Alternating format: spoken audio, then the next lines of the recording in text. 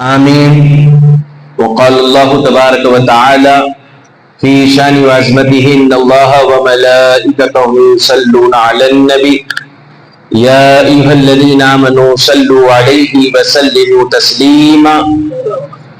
اللهم صل على محمد صلاة تنجنا بها جميع الأهوال والآفات وتغضي بها جميع الحاجات وتطهرنا بها من جميع السيئات وترفعون بها عندك عدد درجات وتبلغنا أقصى الغايات من جميع الخيرات في الحياة بعد الممات إنك مجيب الدعوات ويا قاضي الحاجات ويا دافع البليات ويا حل المشكلات أغثني أغثني يا إلهي إنك على كل شيء قدير والحمد للہ رب العالمین. معزز حاضرین اکرام، اللہ رب العزت کا بے انتہا و بے شمار و بے حساب و فضل احسان کہ اس نے ہمیں سرور کون و مکان تاجدار امام المرسلین خاتم النبیین رحمت للعالمین شفیع المذنبین بے نواؤں کے داتا غریبوں کے آقا ملجا ماوا و مولا حضور سیدنا محمد مصطفیٰ احمد مجتبیٰ صلی اللہ علیہ وآلہ وسلم کی بابرکت میں پیدا فرمایا. معزز حاضرین کرام، ہمارا آپ اس سے پہلے بھی کچھ سنے، ایک مرتبہ بآواز بلند درود پاک پڑھتے ہیں. اللہم صلی علی سیدنا شفیعنا و حبیبنا و طبیبنا و راحت القلوبنا مبارک وسلم. اللہم صلی علی محمد کما تحب و ترضا. صلاۃ و سلاما علیک یا رسول اللہ، صلاۃ و سلاما علیک یا حبیب اللہ وعلی آلک و اصحابک یا خیر خلق اللہ. معزز حاضرین کرام، جیسا کہ آپ اور ہم سبھی جانتے ہیں کہ یہ مہینہ ماہ ربیع الثانی کا مہینہ ہے، اور اس مہینے کی خصوصیات یعنی اس مہینے میں جو یادیں جن شخصیات سے جڑی ہیں، ان میں سے تو ایک محبوب سبحانی ہے اور ایک دوسری شخصیت ذات ہے اللہ کے محبوب ترین، جن کا نام ہے محبوب الہی. اور حضور سرکار غوث اعظم دستگیر رضی اللہ تعالیٰ عنہ کے عظمت اور آپ کی فضیلت کے متعلق دروش کا ہم نے سماعت کیا. اور چونکہ اس مہینے میں سلطان المشائخ حضرت نظام الدین اولیاء رحمت اللہ تعالی علیہ کی یاد بھی اس مہینے سے جڑی ہوئی ہے، اس سے متعلق چند باتوں کو سن کر پھر ہم اصل موضوع کی طرف آتے ہیں، جس کے متعلق رب تعالی نے قرآن کریم میں ارشاد فرمایا. ان اولیاء کی پہچان بتائی اور ان کی عظمت اور رفعت کا بھی ذکر فرما دیا، تو وہیں ان کے اخلاق و کردار کو بھی اللہ تبارک و تعالیٰ نے بیان فرمایا. معزز حاضرین کرام، اولاً تو یہ ہے کہ اس بات کو ہم سمجھیں کہ اللہ تبارک و تعالیٰ نے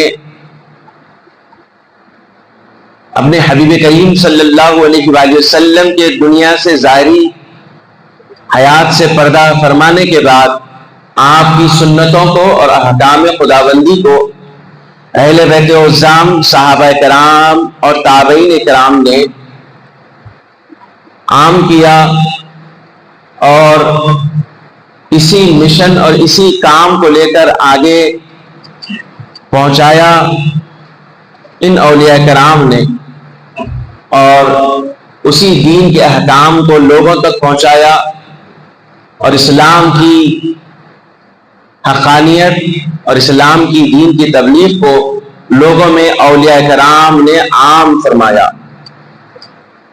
اور صوفیاء کرام، بزرگان دین یا اولیاء کرام جنہیں کہا جاتا ہے، یہ وہ جماعت ہے جن کی عظمت اور رفعت کے متعلق اللہ رب العزت ارشاد فرماتا ہے وَعِبَادُ الرَّحْمَنِ الَّذِينَ يَمْشُونَ عَلَى الْأَرْضِ هَوْنًا وَإِذَا خَاطَبَهُمُ الْجَاهِلُونَ قَالُوا سَلَامًا، کہ جو میرے خاص بندے ہیں، وَعِبَادُ الرَّحْمَنِ، الرحمن جو اللہ کی ذات ہے اس کے جو خاص بندے ہیں، عباد الرحمن جو رحمان کے خاص بندے ہیں، عباد الرحمن الذین یمشون علی الارض، جب یہ زمین پر چلتے ہیں تو یہ اکڑ کر نہیں چلتے، یہ بڑی انکساری اور عاجزی کے ساتھ زمین پر چلا کرتے، غرور اور تکبر ان کے اندر نہیں ہوتا، جب یہ راستے سے گزرتے ہیں تو ان کا چلنا اور ان کا گزرنا ان کی عاجزی اور انکساری کو بتاتا ہے، یعنی یہ اللہ والے، یہ اللہ کے محبوبین، یہ خدا تعالیٰ کے پیارے بندے جب زمین پر بھی چلتے ہیں تو بڑے ہی عاجزی اور انکساری کے ساتھ یہ چلتے ہیں، اور پروردگار تعالیٰ کے قول ان کی صفت خاصہ کو بیان فرماتا ہے،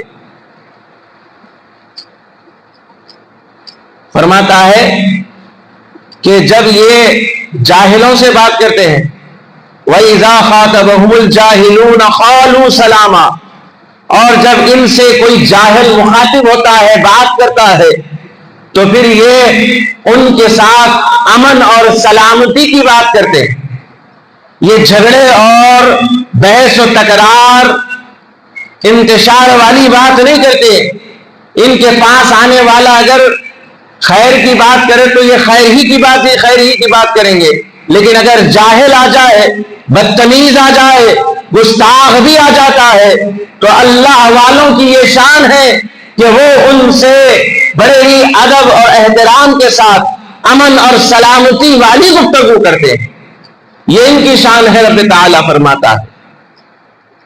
اور آج ہم اس آیت کریمہ پر غور کریں تو پتہ چلتا ہے کہ آج ہم جس سرزمین پر ہیں، اس سرزمین پر جنہوں نے امن اور سلامتی کے پرچم کو بلند کیا، جنہوں نے امن اور سلامتی کے پرچم کو اس سرزمین پر نہ صرف بلند کیا بلکہ یہاں پر غیروں کے دلوں میں بھی اسلام کی ہیبت اور محبت کو بھی داخل کر دیا، ان کے دلوں میں اسلام کے احترام کو بھی داخل کر دیا تھا اپنے اپنے دور میں۔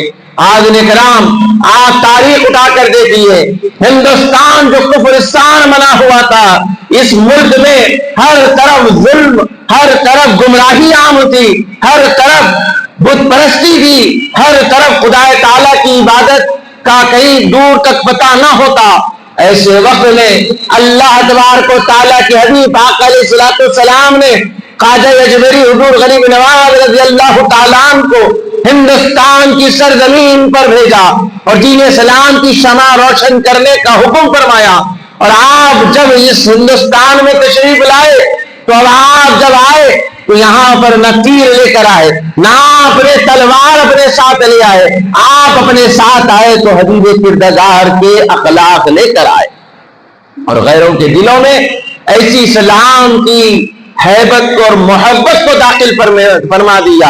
اب ہیبت کیسے داخل کی کہ جب آپ آئے تو ایک مقام پر آپ نے سکونت اختیار فرمائی، اور جب لوگوں نے آپ سے وہاں اس جگہ سے اٹھنے کا مطالبہ کیا تو آپ اس جگہ سے اٹھ جاتے ہیں۔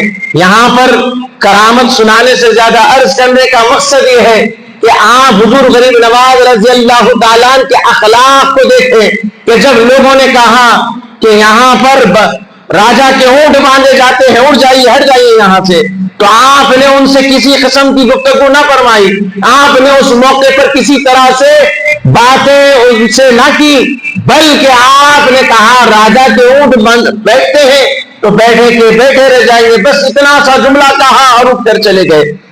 آپ نے یہ نہیں کہا کہ میں یہاں آ گیا ہوں، میں بیٹھ گیا ہوں۔ یہ دیکھیے آپ کیسا انداز ہے، کیسا عاجزانہ، کیسا مزاج ہے کہ پتہ چلتا ہے کہ یہ غریب نواز رضی اللہ تعالیٰ عنہ کے کردار میں دراصل اخلاق مصطفیٰ ہے۔ آپ دیکھیں کہ مکے میں بھی آقا علیہ الصلوۃ والسلام کے جو صحابہ کرام ہیں ان پر ظلم و ستم ہوا، تشدد ہوا، طرح طرح کی شرائطیں رکھی گئی، آقا علیہ الصلوۃ والسلام نے اس موقع پر بھی امن اور سلامتی کا پیغام دیا۔ 13 سال تک آپ اپنے جائے وطن پر لوگوں کے مظالم کو برداشت فرمایا، آپ نے طرح طرح کی تکلیفیں برداشت فرمائی۔ 13 سال تک خدا تعالیٰ کے حبیب، زمین و آسمان کے مختار میرے نبی ہاتھ اٹھا کر دعا کر دے تو بھلا ہو جائے، ہاتھ اٹھا کر اگر خدا کی بارگاہ میں تباہ و تاراج کے لیے دعا کر دے تو ان کا خاتمہ ہو جائے، لیکن آقا علیہ الصلوۃ والسلام نے صبر اور استقامت کا پیغام اپنی امت کو دیا۔ یعنی ہر چیز کا جواب پتھر سے اگر کوئی دے تو پتھر سے دینا ضروری نہیں ہے، یا کوئی اینٹ سے جو ہے زد و کوب کرے، اینٹ برسائے تو اس کا جواب پتھر سے دینا یہ مسلمان کا، عباد الرحمان کا کام نہیں ہے، یہ خدا کے نیک بندوں کا کام نہیں ہے، بلکہ اللہ والوں کا پیغام یہی ہے جو پیغام مصطفیٰ ہے۔ آقا علیہ الصلوۃ والسلام نے بھی ظلم اور بربریت کو، تشدد کو برداشت فرمایا 13 سال تک۔ اور پھر یہ اور بات ہے کہ جب مدینہ شریف تشریف لائے اس کے بعد بھی لوگوں نے مسلمانوں کو ستانا اور انہیں پریشان کرنا شروع کیا، تو پھر رب تعالیٰ نے اپنے حبیب محمد عربی صلی اللہ علیہ وآلہ وسلم کو حکم فرمایا کہ اب ان کا جواب دینے کا وقت آ گیا ہے، اب برداشت کی انتہا ختم ہو چکی ہے۔ پھر اس وقت موقع آیا کہ اب ان سے جنگ کیا جائے۔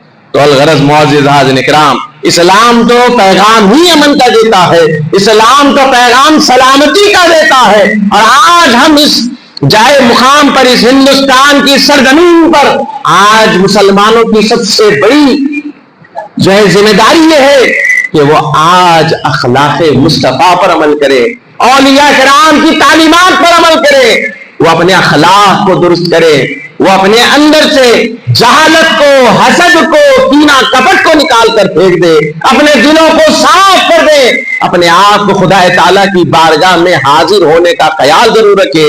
جس بندے کو یہ یقین ہو کہ اسے خدا کے حضور حاضر ہونا ہے، وہ غلط کام نہیں کر سکتا، وہ گناہ نہیں کر سکتا، وہ خوف زدہ رہتا ہے، وہ پریشان رہتا ہے۔ حاضرین اکرام، آج اس معاشرے میں طرح طرح کی برائی ہیں، طرح طرح کی خرابیاں عام ہوتی جا رہی ہیں۔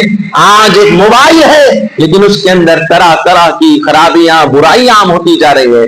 آج حال یہ ہو چکا ہے کہ اگر شریف النفس شخص، اگر نیک شخص بھی آج موبائل استعمال کرتا ہے تو طرح طرح کی چیزیں اس کے سامنے آ جایا کرتی ہے۔ اب جو نیک ہوگا، خدا کے حضور حاضر ہونے کا خوف ہوگا، ان چیزوں کو نظر انداز کر دے گا، ان چیزوں کو اپنے سامنے سے ہٹا دے گا۔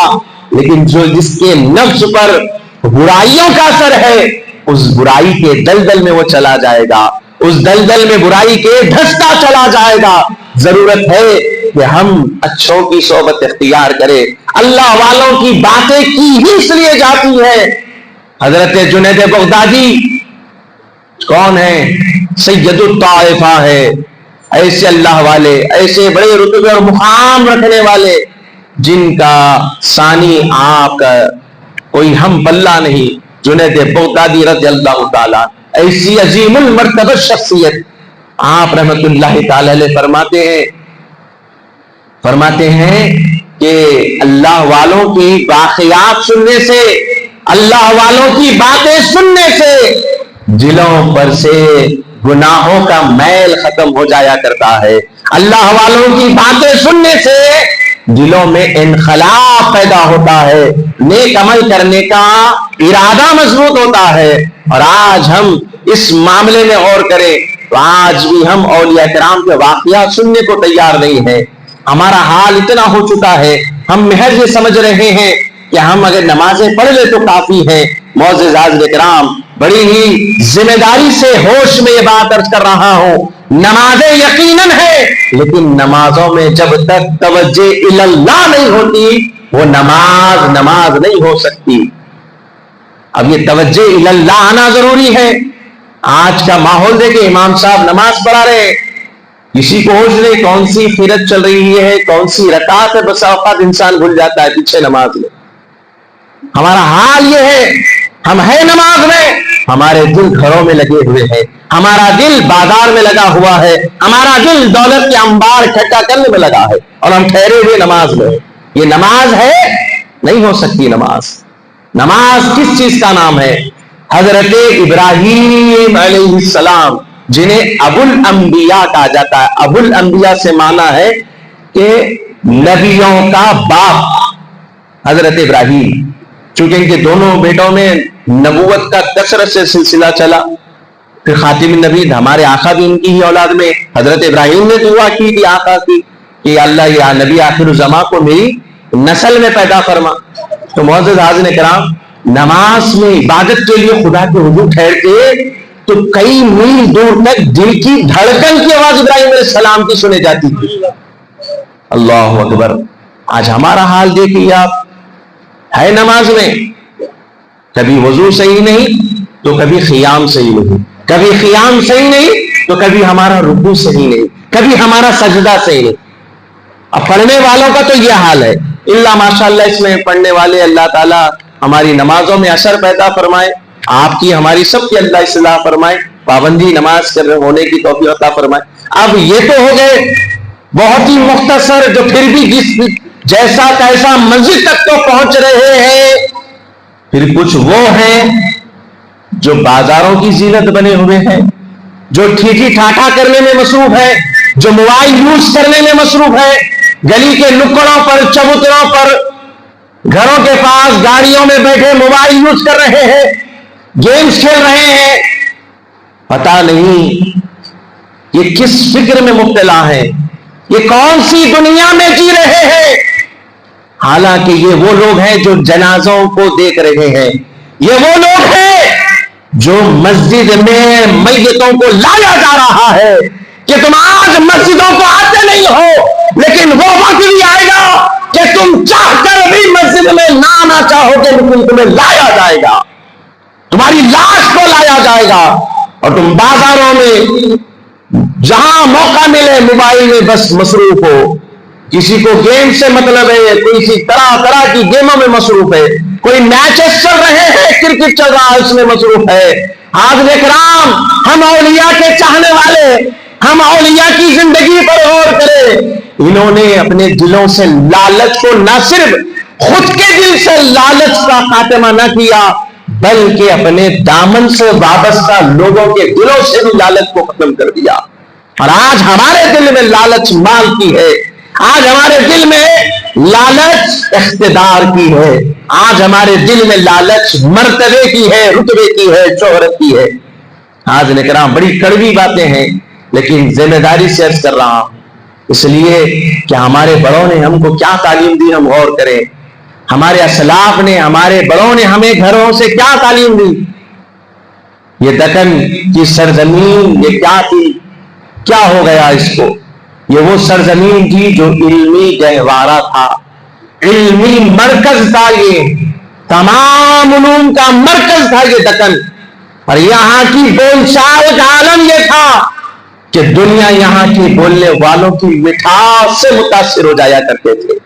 یہ وہ سرزمین کے ہم باشندے ہیں جس پر بڑے بڑی شخصیات نے جنم لیا، اور آج ہماری بول چال کا عالم یہ ہے، لہجہ ہمارے اخلاق کو بتاتا ہے۔ ہمارا لہجہ زبانوں کا ایسا ہے کہ ہماری زبانوں سے ایسے الفاظ نکلتے ہیں، ہمارا اٹھنا بیٹھنا، ہمارا بولنا ایسا ہے، بڑی ہی گری ہوئی لینگویج ہے، بڑا ہی گرا ہوا معیار ہے ہمارا۔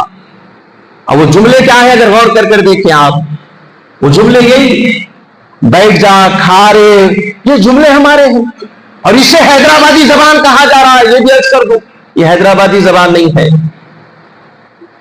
کھاؤ نکو یہ نہیں ہوتی زبان، یہ دوسری متاثر لوگ جو آئے تھے حیدرآباد کو، ان کے لوگوں کی زبان، حیدرآباد کی سرزمین سے زبان نے جنم لیا، اس زبان کا نام اردو ہے۔ یہاں جس زبان نے لوگوں کے دلوں پر قبضہ کیا تو زبان کا نام فارسی ہے، اور ایسی اردو زبان اس دور میں ہم ہمارے دوسرے وطنی بھائی بھی اردو کو بہتر طریقے سے نہ صرف جانتے تھے، ان کے پاس بھی لکھنا پڑھنا اردو کا معیار تھا۔ آج کیا ہو گیا؟ ہم نے ہر چیز کو اتار کر پھینک دیا، نہ ہمارے اندر تہذیب باقی ہے، نہ مذہب کی تعلیمات پر ہم عمل کر رہے ہیں۔ ہمارا انداز گفتگو ہماری شخصیت کو بتاتا۔ یہ زبان کیا ہے؟ فرمایا گیا کہ زبان سے جب کوئی بات کرتا ہے تو اس کے اندر عقل کا پتہ ملتا ہے۔ زبان سے بات چیت کرنے والے کے لہجے سے معلوم ہوتا ہے وہ کتنا جو ہے شاطر ہے، کتنا بیوقوف ہے، کتنا نادان ہے، کتنا علم والا ہے، جو زبان پتہ دیتی ہے۔ تو معزز حاضرین کرام، ضرورت ہے کہ ہم اپنے آس پاس میں اصلاح کے کام کو جاری رکھیں۔ اور اگر آج کل یہ مشکل ہو چکا ہے کہ ہم کسی ہر ملنے جلنے والے کو اصلاح نہیں کر سکتے، بسا اوقات عنایت، تکبر اور غرور نے ایسی جگہ لے لی، اگر آپ کسی کی اصلاح کرنے جائیں تو پرسنلی جو ہے معاملات مختلف اختلافی بنتے جا رہے ہیں۔ تو اب ضرورت اس موقع پر ہے کہ ہم ہر ایک اپنے اپنے گھروں کی اصلاح کرنا شروع کر دیں۔ ہر ایک اپنے اپنے گھروں میں ایک طریقہ، ایک نظام، ایک ضابطہ بنائیں تو پھر اصلاح کا کام آسان ہو جائے گا۔ بالکل اسی طرح اگر ہر کوئی اپنے گھر کو اور اپنی گھر کے سامنے کے حصے کو صاف ستھرا کرنے لگ جائے اور اسی طرح ہر محلے والے اپنی اپنی ذمہ داریاں نبھائیں تو ساری بستی اور سارا محلہ صاف ہو جاتا، پھر کچرا کہیں باقی نہیں رہتا۔ تو ضرورت اس بات کی ہے کہ ہم اللہ والوں کی زندگیوں کو پڑھیں اور ان کی زندگیوں سے سیکھنے کی کوشش کریں۔ اور اللہ رب العزت نے جو ارشاد فرمایا، عباد الرحمن الذین یمشون ہونا وَإِذَا خَاطَبَهُمُ الْجَاهِلُونَ قَالُوا سَلَامًا، کہ یہ بندے کیسا چلتے ہیں۔ آج ہم اپنے چلنے پر غور کریں۔ اللہ تبارک و تعالیٰ کو نہ صرف اولیاء سے محبت ہے، ان کے انداز چلن سے بھی محبت ہے۔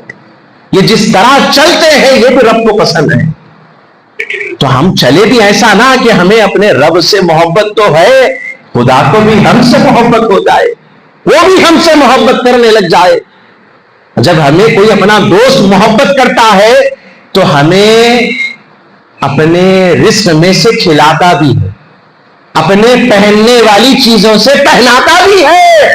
اسی طرح جب خدا کا دوست بندہ بن جاتا ہے تو خدا اپنی رحمتوں کا نزول اس پر فرما دیتا ہے، کرم کی بارش اس پر نازل فرما دیتا ہے۔ تو اگر ہم اتنے ایسے ہیں کہ ہم تو گنہگار خاکسار ہیں، ہم پروردگار کا قرب ہمیں ایسے ہی نہ ملنے سے رہے، ہماری زبان سیاہ، ہمارا قلب گناہوں سے بھرا ہوا، تو اب ہم نے اولیاء کے ساتھ ہو گئے، ہم نے اولیاء کی صحبت اختیار کر لی، ان کی سنگت اختیار کر لی جس کا حکم خدا نے دیا۔ وَكُونُوا مَعَ الصَّادِقِينَ، تمہارا تعلق رب سے اگر مشکل ہو جائے تو کم سے کم اللہ والوں سے تعلق اچھا کر لو، تمہارا تعلق ان سے اچھا ہوگا، ان کے وسیلے سے خدا سے ہو جائے گا۔ وَكُونُوا مَعَ الصَّادِقِينَ، اب اس سے کیا فائدہ ہوگا؟ معزز حاضرین کرام، ان کی صحبت اور ان کی سنگت ہمارے دلوں پر اثر کرتی ہے، ہمارے دلوں پر اثر کرتی ہے، ہمارے حال کو، ہماری باطن کو، ہمارے خیال کو بدل۔ معزز حاضرین کرام، ہمیں ضرورت ہے کہ ان اولیاء کرام کی زندگیوں کو پڑھیں اور اس سے سبق اور نصیحت کو حاصل کریں، اور آج یہی پیغام اپنی زندگیوں میں جاری کریں کہ ہم اپنی آپ کو اللہ کے حضور عبادت کے لیے، نمازوں کی پابندی کے لیے حاضر کریں، اور اس میں نماز پڑھ رہے ہیں تو پھر نمازوں میں ہمارے ایک جوئی آ جائے، ایک سوئی آ جائے، ہمارا ذہن و فکر و قلب اللہ کی جانب متوجہ ہو جائے، دنیاوی مشاغلات ہماری ختم ہو جائے جب نماز کے لیے ٹھہر جائیں۔ تو معزز حاضرین کرام، حضرت سرکار غریب نواز رضی اللہ تعالیٰ عنہ کے پاس ایک شخص آیا، آپ کی مجلس میں آپ واعظ فرما رہے تھے، اسی دوران حاضر ہوا اور حضور غریب نواز کی جیسے ہی اس پر نظر پڑی آپ نے اس کے ارادوں کو جان لیا، اور آپ نے اسی وقت اس سے فرمایا کہ اے شخص جو اس ارادے سے آیا ہے خنجر لے کر، اس خنجر سے جو کام کرنے کو آیا ہے آ کر گزر۔ تو جیسے ہی اس پر یہ بات ظاہر ہوئی کہ حضور غریب نواز نے اپنی فراست باطینی سے جان لیا کہ یہ قتل کرنے آیا ہے، جیسے ہی آپ کی زبان مبارک سے جملے نکلے اور دوسرے کتب میں واقعہ ان الفاظ کے ساتھ بھی ذکر ہے کہ آپ نے فرمایا کہ تو جو خنجر لایا ہے، جس ارادے سے خنجر لے کر آیا ہے، اس کام کو کر گزر، یہ غریب نواز، یہ معین الدین کی گردن حاضر ہے۔ تو جیسے اس نے یہ سنا کہ یہ تو اس کا دلی ارادہ تھا، کوئی نہیں جانتا تھا کہ وہ خنجر لے کر آیا ہے آپ کو قتل کرنے کے ارادے سے، آپ نے جیسے اسے کہا یہ گردن حاضر ہے، اپنا کام کر گزر، اس خنجر چلا دے، تو یہ جملوں کا ایسا اثر ہوا لفظوں کا کہ اس نے اسی وقت آپ کے قدموں میں خنجر کو پھینکا اور آپ کے آگے جھک گیا اور عرض کرنے لگا کہ کلمہ پڑھا کر داخل اسلام فرما دیجیے۔ یعنی محض ان جملوں سے، یعنی آپ دیکھیے کہ یہاں پر نہ آپ نے قرآن پاک کی تلاوت فرمائی، نہ کسی آیت کا ذکر فرمایا، نہ کوئی واقعہ آپ نے بیان فرمایا، نہ کسی طرح کی تفصیل آپ نے بیان فرمائی، صرف اخلاق مصطفیٰ کو کا ذکر فرمایا، ظاہر فرمایا۔ آپ ایسی آپ کے سامنے اس کے سامنے آپ نے الفاظ کہے کہ وہ متاثر ہو گیا اور کلمہ پڑھ کر داخل اسلام۔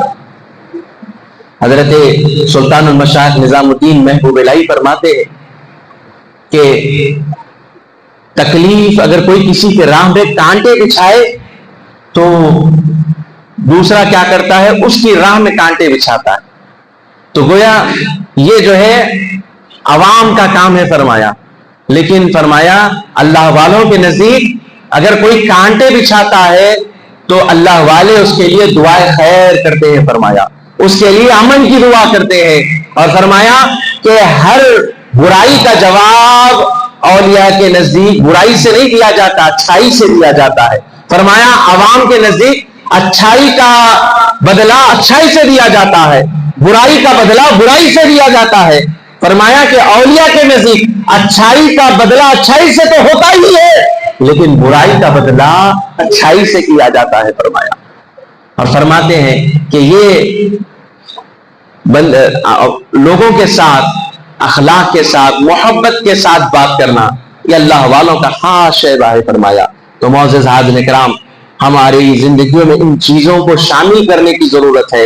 ہم اپنے گفتار میں، ہمارے لہجے میں نرمی اختیار کریں، احترام و ادب کا لحاظ بھی ضرور رکھے۔ حاضرین اکرام، آج ضرورت اس بات کی ہے کہ آج ہمارے لیے مسائل اور مشکلات یہاں کی آب و ہوا میں بڑھتے چلے جا رہے ہیں، اور ایسے وقت میں ہمیں ضرورت ہے کہ ہم اللہ کے رسول نبی مکرم صلی اللہ علیہ وآلہ وسلم کے اخلاق حسنہ کو پڑھیں اور سمجھ کر اس پر عمل کرنے کی کوشش کرتے رہیں۔ اولیاء کرام بزرگان دین کی زندگیوں کو پڑھیں اور اس سے نصیحت حاصل کریں۔ اور معزز حاضرین کرام، رزق کی فکر میں، دیگر پریشانیوں میں مبتلا نہ ہو۔ یقیناً اللہ نے اس کا وعدہ لیا ہے، اللہ نے اس کا ذمہ خود لیا ہے، کیونکہ وہ خود رازق و رحیم ہے۔ رب تعالی ارشاد فرماتا ہے واللہ خیر الرازقین، اللہ نے وعدہ فرما دیا رزق کا کہ میں رزق دینے والا ہوں، بہتر رزق دینے والا ہوں فرمایا ہے۔ ہمارا کام ہے کہ رب تعالیٰ کے حضور عبادت میں اپنا وقت صرف کرے، اللہ کے حضور اپنے ذکر و اذکار میں مشغول رہے، اللہ کے حضور شکر، اس کا بارگاہ میں شکر ادا کرے، اللہ کی بارگاہ میں اپنے آپ کو ہمیشہ پیش کرتے رہیں، نمازوں کی پابندی کرے۔ معزز حاضرین کرام، ان اللہ والوں کی زندگیوں کو پڑھے، اور جب ان اللہ والوں کے آستانوں پر جائیں تو یقیناً یہاں وہ مقام ہوتا ہے، آستانے اللہ والوں کے یہ بارگاہیں وہ مقام ہوتے ہیں جہاں اللہ کی خاص رحمتوں کا نزول ہوتا ہے۔ تو معزز حاضرین کرام، اب یہ جو تعلق ہے، یہ نسبت ہے حاضرین کرام، یہ ہمیں صرف دنیا ہی کا فائدہ نہیں دینے والی بلکہ یہ آخرت کا بھی فائدہ اس میں مضمر ہے، اس میں چھپا ہوا ہے۔ حاضرین کرام، خدا تعالیٰ قرآن کریم ایک مقام پر ارشاد فرماتا ہے کہ قیامت کے دن، اس آیت سے پہلے اللہ نے قیامت کا پورا ذکر فرما دیا کہ قیامت کی ہولناکیوں کا ذکر فرمایا، پریشانیوں کا ذکر فرمایا۔ اس کے بعد رب تعالیٰ اس آیت کریمہ میں فرماتا ہے کہ اس موقع پر قیامت میں جو یہاں دنیا میں کفر اور معصیت، یعنی دنیاوی معاملات کی دوستی تھی، وہاں دشمن ہو جائیں گے فرمایا، وہاں دشمن ہو جائیں گے فرمایا۔ اور آگے اللہ فرماتا ہے لیکن نیک بندوں کو چھوڑ کر، لیکن نیک بندوں کو چھوڑ کر۔ اور وہ نیک بندے کیا ہیں؟ اس بارے میں تفسیر میں آتا ہے، حضرت مولا علی شیر خدا حیدر کرار کرم اللہ وجہہ الکریم فرماتے ہیں کہ اس آیت کریمہ میں اللہ کا جو ارشاد ہے کہ متقین کے بارے میں اور دیگر دوستی کے بارے میں فرمایا کہ اس میں ارشاد یہ ہے کہ رب تعالیٰ کے ارشاد کے مطابق قیامت کے دن دو مومن دوست ہوں گے، دو کافر دوست ہوں گے۔ دو مومن دوست کیا ہوں گے؟ فرمایا کہ دو مومن دوست وہ ہوں گے کہ ایک وہ ہوگا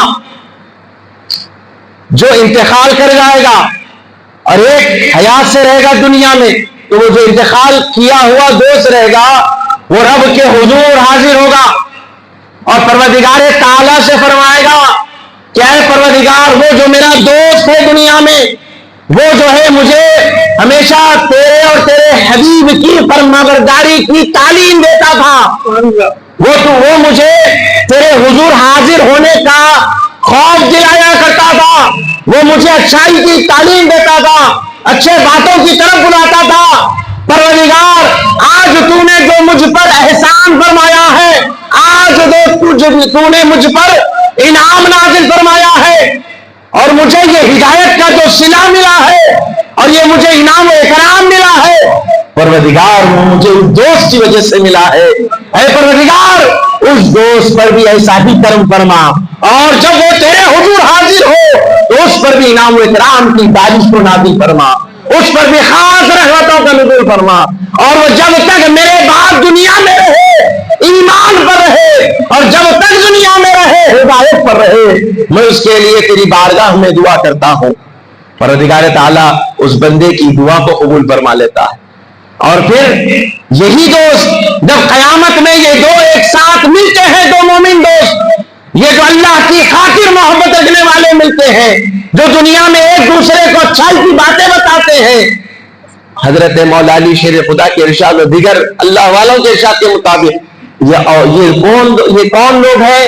یہ اللہ والے ہیں، یہ بزرگان دین ہیں جن کی دوستی، جن کی سنگت، جن کی صحبت میں بیٹھنا انہیں دنیا میں بھی ہدایت کو حاصل کرنے کا، کامیابی کو حاصل کرنے کا ذریعہ بھی بنتا ہے، اور قیامت کے دن اللہ رب العزت ان دونوں کو تنہا ہونے نہیں دیتا، ان دونوں کو بھی وہاں پر بھی ایک جا رکھتا ہے، ایک مقام پر رکھتا ہے۔ اور اس بارے میں حدیث پاک موجود ہے، صحیح بخاری کی ہے، حضرت انس فرماتے ہیں حضور کے پاس ایک شخص حاضر ہوا، عرض کیا کہ یا رسول اللہ قیامت کب ظاہر ہوگی؟ تو حضور نے فرمایا تم نے قیامت کے لیے کیا تیاری کی ہے؟ ایک تو یہ کہ سوال کرنے والے کو معلوم ہے نبی کتنا جانتے ہیں، آج کے مولوی کو، آج کے مسلمان کو یقین نہیں ہے نبی کے علم پر، نبی اتنا جانتے تھے اتنا نہیں جانتے تھے، نبی کو اتنا معلوم تھا اتنا نہیں معلوم تھا، نبی کو نعوذ باللہ پیچھے کا بھی علم نہیں ہے، بولتا ہے آج کا گستاخ ملعون، جس کا کلمہ پڑھتے ہیں، جس نے بتایا خدا ایک ہے، اس کے علم پہ بھروسہ ہی نہیں ہے۔ کس طرح کا مسلمان ہے یہ جس کو خود نبی کے علم پہ بھروسہ نہیں ہے؟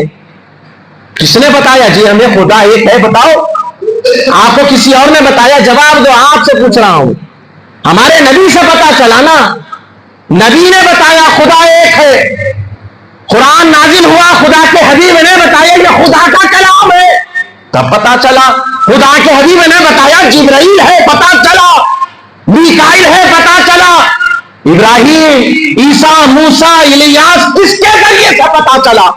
نبی کے صدقے میں ملا۔ جنت و دوزخ کے بارے میں کس نے بتایا؟ نبی نے بتایا۔ تو اب ذرا غور کرو، صحابہ والا عقیدہ کس کے پاس ہے؟ صحابہ والا عقیدہ بولیے کس کے پاس ہے؟ ہم دوا لینا ہے تو MBBS ڈاکٹر تلاش کرتے، ہم دوا لینا ہے صحت کو اچھا رکھنا ہے تو MBBS پلس MD دیتے، سرجن کو تلاش کرتے، کئی کو اچھی دوا دیتے، انہوں پریکٹس کرے سو ہے، ان کو سب معلوم ہے، تجربے کار ہے، 20 سال کا تجربہ ہے۔ واہ واہ واہ واہ واہ۔ پھر دین کی بات آئی تو راہ چلتے کسی داڑھی والے سے حدیث سن لیتے اور کہنے لگتے کہ نبی کو پیٹ پیچھے کا علم نہیں تھا۔ ارے نادان، مصطفیٰ کی شان وہ ہے جس کسی خچر پر گھوڑے پر سوار ہو جائے تو گھوڑے کو بھی پتا چل جائے کہ خبر میں عذاب ہو رہا ہے، میرے نبی کی سواری کا یہ عالم ہے. تو پوچھنے والے نے صحابی کی، روایت کرنے والے بھی صحابی ہے نا. جو شخص آیا تھا مسلمان تھا. لفظ تو شخص کا ہے، تو شخص کون ہے؟ صحابی ہے. پوچھ رہا ہے یا رسول اللہ قیامت کب ہوگی؟ تو اس سے معلوم ہے یہ صحابی کو کہ قیامت کا پتہ کس کو ہے؟ ہمارے نبی کو. تو صحابہ والا عقیدہ کس کے پاس ہے؟ ہمارے پاس ہے. ہمارے پاس ہے. اگر کوئی آ کے ہمیں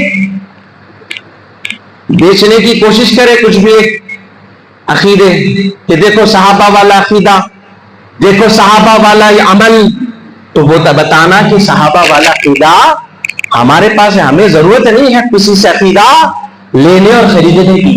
تو صحابی نے پوچھا، حضور نے فرمایا تو قیامت کی بات کرتا ہے. گویا الفاظ یہ ہے، مزمر چھپے ہوئے الفاظ. حضور نے فرمایا پہلے یہ بتا تو نے تیاری کیا کی ہے. تو لازمی بات ہے حضور کے دامن کرم میں رہنے والا، حضور کے پیچھے نمازیں پڑھنے والا، حضور کے پیچھے رہنے والا، حضور کے ساتھ جنگوں میں رہنے والا، حضور کے ساتھ 60 سالی میں بھوک و پیاس کو برداشت کرنے والا تھا وہ صحابی، وہ شخص. کہتے ہیں یا رسول اللہ تیاری کچھ بھی نہیں کیا. بولیے سبحان اللہ. اب بتاؤ یہ شعر فٹ ہوتا نہیں ہوتا؟ عبادت پہ ناز ہے نہ ریاضت پہ ناز ہے. عبادت پہ ناز، کسی کو نمازوں پہ ناز ہے. ارے جس صحابی کو نمازوں پہ ناز نہیں ہے انہوں نے تو عبادت کر لی، ڈیوٹی کر لی، اللہ کے حوالے ہے. اگر ناز ہے تو شاعر نے اسی لیے کہا عبادت پہ ناز ہے نہ ریاضت پہ ناز ہے، مجھ کو اپنے نبی کی نسبت پہ ناز ہے کہ میں امت محمدیہ کا فرد ہوں. کہنے لگے یا رسول اللہ میں آپ سے محبت کرتا ہوں. ارے جواب ہے کہ یہ کوئی تیاری کا، جو آج کہتے ہیں نا نماز پڑھ لو بس کافی ہے، نماز بخشائے گی، عبادتیں بخشائے گی، روزہ بخشائے گا، زکات بخشائے گی، حج بخشائے گا. صحابی تو بس الگ ہی بات کر رہے ہیں. صحابی کہتے ہیں محبوب میرے آقا تیری محبت کے سوا کچھ نہیں ہے. اس نامہ عمل میں محبت مصطفیٰ کے سوا کچھ نہیں ہے. خدا کا شکر ہے ہم عبادت بھی کرنے والے ہیں، نماز بھی پڑھنے والے ہیں، ذکر و اذکار بھی کرنے والے ہیں، سب کرنے والے ہیں، لیکن اگر ناز ہے تو آمنہ کے لال پر ناز. اور کیا کہا حضور نے؟ یہ نہیں کہا یہ محبت کام نہیں آتی، نہیں فرمایا آقا نے. بخاری کی حدیث ہے. یہ اور بات ہے بخاری وہ بھی پڑھتے ہیں مگر دکھتا نہیں آنکھوں کو. کیوں نہیں دکھتا؟ اس لیے نہیں دکھتا کہ عشق نبی کی عینت ہی نہیں لگاتے. آنکھوں میں بیماری ہے سم بکم عمی فہم لا یرجعون کی، تو عشق مصطفیٰ کی جب عینت لگاتے ہیں اس میں اولیاء کی نسبت کے گلاسز ہوتے ہیں تو پھر سب کچھ صاف صاف نظر آ جاتا ہے. سمجھ میں آ رہا؟ خالی عینک لگا لیے بیچ میں آئینش نہیں ہے تو کیا دکھے گا؟ جی آنکھوں میں بیماری ہے تو نمبر والے گلاسز بھی تو برابر ہونا نا. تو اولیاء کے عشق و محبت کا گلاس جب فریم میں آتا ہے مدینے کے تو پھر ایسی بخاری کی حدیث بھی ملتی ہے جس میں صحابی کہہ رہے ہیں کہ میں آپ سے محبت کرتا ہوں، تیاری کچھ نہیں ہے میرے پاس. آقا نے فرمایا تو پھر یہ سن لے کہ جو دنیا میں جس سے محبت کرتا تھا آخرت میں اس کے ساتھ ہوگا. اب صحابی بولے میں نمازیں پڑھ رہا ہوں آپ کے پیچھے، میں جنگ میں ہوں، میں روزے رکھ رہا ہوں، قحط سالی میں ہوں. آپ کو معلوم ہونا چاہیے جنگ خندق نام سنے. خندق کہتے ہیں گڑھا کھودنے کو، اور اتنے خطرناک کھودنا، اتنا محنت مزدوری ہوتی تھی. آج ہم لوگوں کا عالم یہ ہے کہ 2 پھوڑے میں ہماری سانس کھل جاتی. سمجھ میں آ رہا؟ کبھی کر کے دیکھو، اگر نہیں کرے تو معلوم ہو جاتا ہم کتنے کمزور ہیں. کیوں؟ ہم یہ وہ شوقوں میں چلے گئے، یہ وہ غذائیات کی طرف چھوڑ کر جو ہے اب تو حال یہ ہو گیا کہ بازار کے جو ہے غذاؤں کے فین ہو چکے، ایک سے ایک بڑھ کر فوڈ بلاگرز ہو گئے. وہاں مندی مل رہی بولتے ادھر بھاگ، ادھر بریانی بولتے ادھر بھاگ رہے، ادھر حلیم مل رہی سال پہ 12 مہینے بولے تو ہمارا ایسا حال ہو گیا. لیکن کبھی یہ سوچیں ارے فلاں جگہ اللہ والوں کی مزار ہے وہاں جا کر زیارت کریں گے, فلاں جگہ اللہ والوں کی باتیں ہوتی ہیں جائیں گے, ہے ہمارے دلوں میں, اور کریے آپ کو اللہ ماشاء اللہ. تو بہرحال حاضرین کرام, یہ باتیں کہنے کا مقصد کسی طرح کا طنز نہیں ہے, اصلاح مقصد ہے. اور یہ بات میں پھر ایک مرتبہ کہتا ہوں, بارہا کہتا ہوں کہ قیامت کے دن خطیب پر سوال ہوگا کہ اس نے ذمہ داری ادا کی نہیں کی. اور حضرت امام غزالی رحمۃ اللہ تعالی علیہ فرماتے ہیں جو خطیب اپنے لوگوں کو اصلاح نہیں کرتا, حق بات نہیں بتاتا, اس قوم والے عذاب کا انتظار کرنا. تو ہمارے درمیان برائی ہے, کھانا اچھی چیز ہے, لیکن اس سے ہمارے ایسا نہیں مارے دور چلے جا رہے ہیں. ایک چائے پینے کے لیے سنگاریڈی چلے جاتے ہیں. ہمارا حال یہ ہے, فلاں جگہ اچھی مرغی ملتی, مرغ ملتا, لہذا 4-6 دوست مل کے خاص کر کے سفر کر ڈھابے کو جا کر کھاتے. یہ بہت اچھی بات ہے, بہت اچھی بات ہے, ماشاءاللہ بہت اچھا کام ہے, ایک دوسرے کے ساتھ کھانا اچھی بات ہے. لیکن کبھی یہ سوچیں یہی سفر اللہ کے قرب حاصل کرنے کے لیے کیا کبھی نہیں ہوتا. تو بہرحال معزز حاضرین اکرام, تو اس صحابی نے جواب دیا. تو بہرحال حضرت مولا علی شیر خدا کی بات اس تفسیر میں جو آیت کریمہ کی ہے کہہ کر بات کو ختم کر دوں. تو بہرحال معزز حاضرین اکرام, تو حضرت مولا علی فرماتے دوسرا دوست وہ ہے جو کافر ہے. فرمایا کافر سے مراد یعنی فاسق ہے, فاجر یا کافر, کہ جو دنیا میں ان کی دوستی دنیاوی معاملات کے لیے تھی, ان کا تعلق صرف دنیاوی معصیت اور یہ دیگر معاملات کے لیے تھا. قیامت میں ایک دوسرے سے جھگڑا کریں گے, اور قیامت کے دن یہ جب یہ دو ملیں گے تو اللہ فرمائے گا تم اس کی تعریف کرو, یہ تمہاری تعریف کرے گا. وہ ایک دوسرے کی تعریف کریں گے. لوگ آج پوچھتے ہیں کہ اولیاء کرام کہاں ہوں گے قیامت میں, تم دامن غوث کی بات کرتے ہو, وہاں تو کسی کا نعوذ باللہ لباس نہیں ہوگا. تو ان نادانوں کو پتا نہیں کہ حدیث میں یہ بھی آیا نا کہ اولیاء کو قیامت کے دن نور کے ممبر پر فائز کر دیا جائے گا, نورانی لباس پہنایا جائے گا. یہ کہاں نہیں پڑھا, صرف لوگوں کو غلط انفارمیشن دے رہے ہیں. تو بہرحال معزز حاضرین اکرام, وہ لوگ ہوں گے اس لیے عوام میں, عذاب تو ان پر ہوگا جو گنہگار ہوں گے. اللہ والے تو نور کے ممبر پر نبیاں, انبیاء, شہداء کے ساتھ صفوں میں ہوں. تو بہرحال معزز حاضرین اکرام, اب جو کافر جو مرے گا وہ اللہ کے پاس پہنچ کر اس پر لعن طعن کرے گا کہ اس نے مجھے تیرے پاس حاضر ہونے کے اس خیال کو روک دیا, اور وہ تجھے تیرے حبیب کے احکام پر عمل کرنے سے روکتا تھا. لہذا کہے گا کہ اے اللہ تو نے جو مجھ پر عذاب نازل فرمایا ہے اس پر بھی عذاب نازل فرما. تو پتا چلا کہ اچھوں کی دوستی ہمارے لیے نہ صرف دنیا کا فائدہ ہے بلکہ آخرت میں بھی ہمارے لیے نجات کا اور خدا کے انعام و اکرام کو حاصل کرنے کا ذریعہ بنتا ہے. اور برائی والی دوستی, بری سنگت اور غلط صحبت ہمارے لیے دنیا میں تو وبال ہے ہی, ساتھ میں دنیا سے جانے کے بعد بھی عذاب کا ذریعہ بن جاتا. تو بہرحال حاضرین اکرام, آج کا ایک نصیحت والا پیغام آپ کو دے کر اپنی بات کو ختم کروں. خدا را ہم اور آپ رزق سے فیضیاب ہوتے ہیں. اللہ تعالیٰ ہمارے دسترخوانوں پر نعمتیں رکھتا ہے. ہمارے درمیان ایسی غلطیاں گھروں میں دسترخوانوں پر ہوتی ہیں, خدا را اس سے محفوظ رہے. وہ ایک یہ ہے کہ جب آپ کھانا کھائیں تو اپنے برتن کو صاف کریں. ہمارے درمیان ایسا کئی مرتبہ دیکھنے میں آتا ہے کہ کھانا کھاتے ہیں, کئی چیزیں جو کھانے کے لائق ہیں, چاول کے, رائس کے جو دانے ہوتے ہیں ان کو ضائع کر دیا جاتا ہے, اور اس انداز سے کھایا جاتا ہے کہ کھانا ہماری جو ہے پلیٹ سے باہر بھی گر جاتا ہے, دسترخوان پر گر جاتا ہے. اور یہ جو ہوتا ہے عمل, اس کا وبال میں آپ کو عرض کر دوں, فرمایا اس سے رزق میں بے برکتی شروع ہو جاتی. آج زیادہ تر لوگ روزگار سے پریشان, کسی کے رزق میں تنگی ہے, کسی کو روزگار نہیں ملتا. یہ کیوں ہے؟ اس وجہ سے ہے کہ یہ جو رزق کا احترام نہ کرنے کی وجہ سے وبال ان کی زندگی میں آ جاتا. حدیث پاک میں آیا کہ یہ جو کھانا گرتا ہے نا اپنی پلیٹ سے, میں بڑی اہم بات کہہ کر اپنی بات کو ختم کر رہا ہوں, اور اس خیال سے کہ شاید آپ یہ بات سن کر اگر پہلے سے عمل کرتے ہیں تو اللہ تبارک و تعالی, اللہ ہمارے زندگی میں اور مزید عمل کا ارادہ مضبوط فرمائے. لیکن اگر نہیں کرتے ہیں تو خدا را اس پر عمل کریں. فرمایا کہ حدیث میں آتا ہے کہ جب ہم کھانا کھاتے ہیں کسی جو ہے برتن میں, تو اس برتن سے برکت والے دانوں کو شیطان اس سے باہر کر دیتا. آپ نے سنا میں نے کیا کہا؟ آپ کے برتن سے برکت والے کھانوں کو، دانوں کو گرا دیتا ہے. اور فرمایا دوسری جگہ ارشادات موجود ہیں جو برتن سے کھانے نیچے دسترخوان پر گر جاتے ہیں، بشرطیہ کہ وہ صاف بھی ہو، اور اکثر صاف بھی ہوتا ہے، تو اسے اٹھا کر کھا لینا. فرمایا اس سے مغفرت ہوتی ہے گناہوں.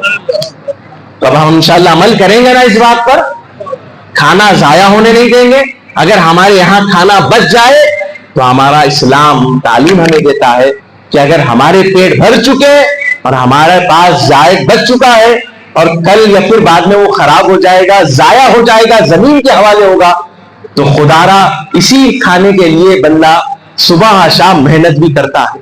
اسی کھانے کی خاطر بندہ کیا کرتا ہے؟ اپنے بڑوں سے دفتروں میں، آفیسز میں باتیں بھی سنتا ہے، ڈانٹ ڈپٹ بھی سنتا ہے، ذلیل بھی ہوتا ہے.